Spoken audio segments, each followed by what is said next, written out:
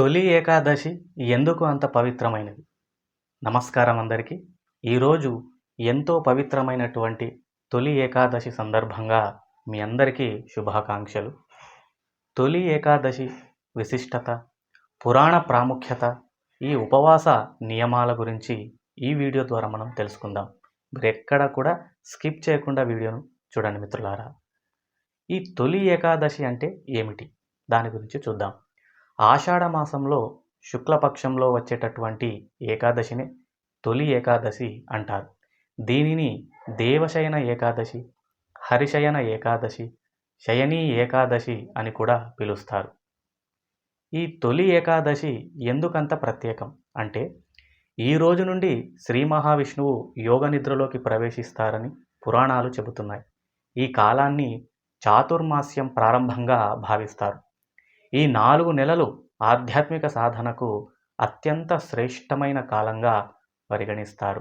పురాణ కథ ఏమి చెప్తుందంటే, శ్రీ మహావిష్ణువు క్షీరసాగరంలో ఆదిశేషునిపై యోగ నిద్రలోకి వెళ్తారు.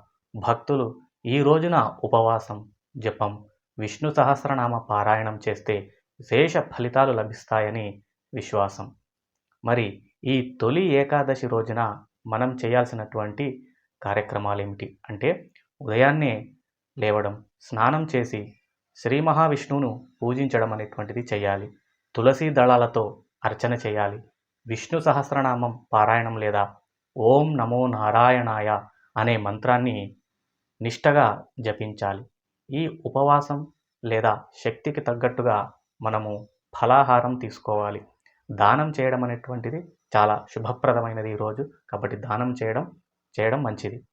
మరి ఈరోజు చేయకూడనటువంటివి ఏమిటంటే, కోపంగా ఉండొద్దు, అసత్యం మాట్లాడొద్దు, పరుష వాక్యాలు మాట్లాడొద్దు, మద్యపానం, మాంసాహారం పూర్తిగా ఈరోజు నివారించాలి.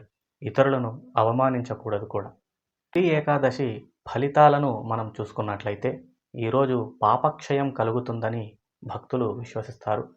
మనశ్శాంతి, ఆధ్యాత్మిక పురోగతి కలుగుతుందని, మహావిష్ణువు అనుగ్రహం లభిస్తుందని భక్తుల యొక్క ప్రగాఢ నమ్మకం.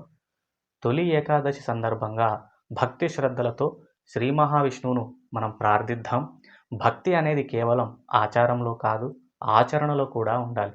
తొలి ఏకాదశి మన జీవితంలో సద్గుణాలు పెంపొందించుకునే ఒక పవిత్రమైనటువంటి అవకాశం. కాబట్టి మరొక్కసారి మీ అందరికీ తొలి ఏకాదశి శుభాకాంక్షలు. వీడియో నచ్చితే అందరూ లైక్ చేయండి, షేర్ చేయండి, ఛానల్ను సబ్స్క్రైబ్ చేసుకోండి. Thank you very much.